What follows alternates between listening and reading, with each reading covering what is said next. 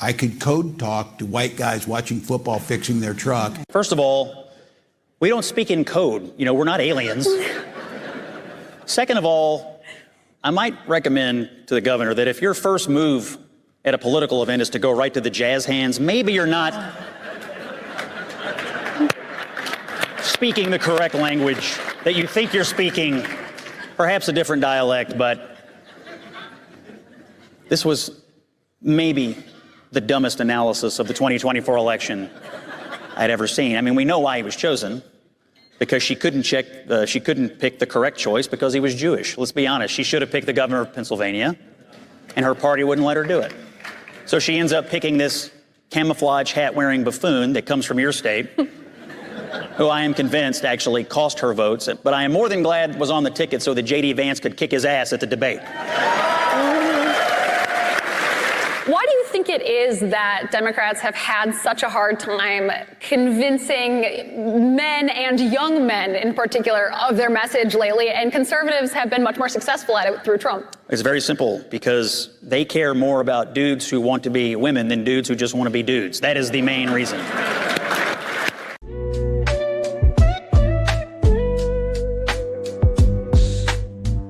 What's going on, everybody? Welcome back to the channel. It's your man Wise, and today we got to check out a couple clips, man. I don't know why people are still watching CNN, but if you still watch CNN and you think, is anyone actually going to ever push back on the nonsense? Enter Scott Jennings. He says, hold my beer. This man's he's a one-man wrecking crew, shows up armed with facts, politely destroys liberal talking points with that signature smirk, whether it's economics, immigration, or just straight up common sense. Scott Jennings brings the heat daily. Scott Jennings versus the mob, the woke mob, that is. Like, share, subscribe to the channel. Let's get into it. It is obvious to me, and should be obvious to everybody, that China and other foreign countries are sending people here for nefarious purposes. And not only that, they're taking up slots in universities that could be taken up by American students. It's not just China, though. Look at what happened at the Harvard commencement today. You got people up there again with the anti-Semitism coming in from foreign countries. I don't understand why people believe that we have to continue to take in people from around the world who fundamentally either despise America, hate America, want to tear down the West, or want to spy on us. We don't have to do this. Thank God Rubio is taking the lead on this, because I think he's the right man for the job. It may not be all of them, but it's going to be some of them, and why not look at it? Hey, I agree with him on this 1,000%. We got to do a better job at vetting the people that come over here on these student visas. We got to do a better job at that. See what's going on in the UK right now. They've literally allowed thousands, honestly, maybe millions of people that fundamentally hate the West. And their whole goal is to uproot whatever culture, whatever foundation they once had over there. They want to uproot it. We don't want that to happen here in the United States of America. That's just something that we cannot afford to allow happen. They got to do a better job at vetting these people. This was on like the 100th day or so in office, and I could tell he had some frustration with some of the Republicans he'd met in Washington about their lack of enthusiasm for cutting spending. And everybody says they want to do it until you're given a chance to do it. In this particular, And then it gets hard. yeah, I mean, in this particular case, I think you can actually do both because of the way the rules of the Congress work. They can't actually do the discretionary piece in the reconciliation bill. They have to do a rescissions package. And my understanding is the Speaker of the House wants to do it. They should do that because the DOGE effort is worth codifying. It's worth keeping this flame alive. All Republicans will tell you they want to see wasteful spending cut, and they want to see it done on a rolling and permanent basis. So I'm still very grateful for Elon Musk and what they started, but the Congress has to pick up this ball and do it in a different vehicle. Absolutely. And everybody's been talking about this for a long time. The problem is that if you had good intentions going into Congress, it is so much corruption. Corruption runs so rampant that you go in there and you figure out, like, there's not a whole lot little old me can do. I might as well go in and get what I can get out of this situation just like everybody else. And I agree with Scott. Congress has to pick up the ball and they got to go run with this. They have to cut out all the waste, all the fraud, but don't hold your breath, man. Don't hold your breath. I just don't think they have it in them to do it. It's being done out in the open. It's being done in the light of day. We're not doing it at the 11th hour here or as we're on our way up to the Capitol to see the next president being sworn in. And I might add, I don't think there's any doubt who's actually signing these pardons. You know, at the end of Biden's term, We had thousands of people that were pardoned or offered some kind of clemency for drug offenses. I have my doubts about whether Joe Biden signed all of those. And there's obviously, because of the new books that are out, clear reporting here that there was something of a Politburo running the White House at the end of the Biden administration when many of the most controversial pardons were issued. So in this case, Donald Trump, I think, is fully owning all of these decisions. And I agree with Ellie. In the Grimm case, if for no other reason than this paralysis that he suffered and the fact that he'd paid his debt, I think it's a defensible. Well, I do think there were some things that happened in 2020, 2021, 2022 that Republicans at the time were saying, maybe we got to take a look at this. And not a lot of people wanted to listen, truthfully. So that's number one. Number two, I think a lot of people have looked at this as a campaign issue.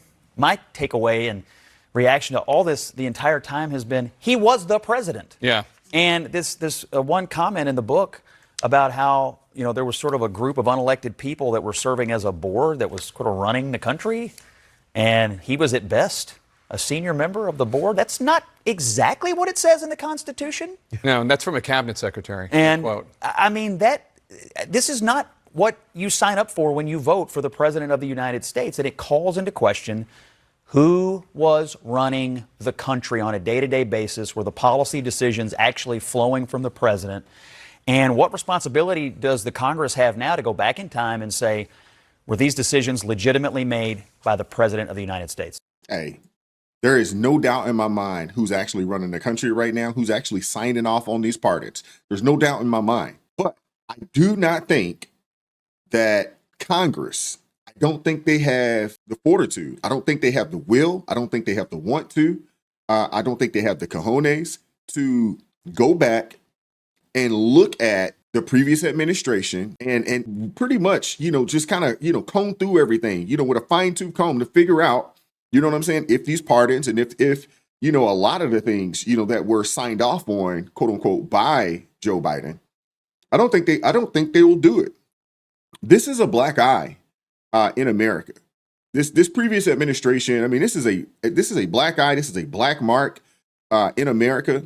You had Jake Tapper, you know, on Piers Morgan saying that this particular situation, it's even worse than Watergate. But will anything be done? No. Will anybody fall on the sword for this? No. Will anybody be arrested or will anybody take accountability for this? I highly doubt it. If you guys agree with me, let me know in the comment section, but I highly doubt it. This immigration case, though, you said this person might be the victim here, and I'm not disputing that this letter might have been made up. This person's not a victim. Ramon Morales, age 54, has entered the United States illegally at least 9 times between 1998, since 1998. Criminal record including felony hit and run, criminal damage to property, disorderly conduct with a domestic abuse modifier. So even if this letter was made up, he should be deported immediately. Let me He's a bad dude. But here's my question. guy. This is another case, and we've talked about a few of them on this show, where you get an illegal immigrant who's in the country for a number of years, who's come in and out of the country, who has a long criminal record. And I think people are going to look at this story and say, wait a minute, why is this person here right now? Yeah, I get that. But I feel like People need to call it out. I appreciate Scott Jennings. I know CNN would be upset if he decides to run for Mitch McConnell's open Senate seat. He is the draw. He is the guy that, you know, really stirs the drink, you know, on that channel. I mean, everywhere he, you know, kind of pops up at, you know, they tend to do numbers, and he comes with the facts, comes with the truth, and he's willing to push back. Now, they cut him off, and, you know, you'll always hear as soon as he gets going, it's Scott. They cut him off all the time. But I do appreciate the fact that, you know, he comes in, you know, on a day-to-day basis, prepared, ready for battle, understanding that, you know, hey, this is a battle. You know, these people are outrageous, and they will defend all types of craziness. You know, in the video we put out yesterday, you had Tiffany Cross, you know, on there defending, what do they call it? Equity grading. It's just insanity. The insanity that we hear, you know, that is spewed on mainstream media with very little pushback is ridiculous. And I think that's why Scott Jennings is getting the love that he gets. That's why they do the numbers that he does, because there is a lack of this on mainstream media. A lot of folks, man, they prefer to live in these echo chambers. They want no pushback. They only want people that agree. And the thing about the Democrat Party is that you can't just agree with 70% or 80% or 90%. You have to get on board with everything when it comes to their party and their agenda. You have to. But let me know what you guys think about this in the comment section, man. Scott Jennings doing what he does best, man. I love it. I love it. And I appreciate him representing us properly. But like, share, subscribe to the channel. Turn the notifications on to all so you never miss an upload. Consider joining the ARP family, or you can buy your man a coffee. That link's in the description box below if you'd like to support the channel financially. Join us Monday through Friday, 9:30 a.m. Eastern Standard Time for ARP in the morning. Come check us out. If it's your first time joining the live stream, let me know in the chat so I can show you some love, so we can show you some love in the chat. Keep God first. Stay prayed up. We'll catch up with you all next time. Peace.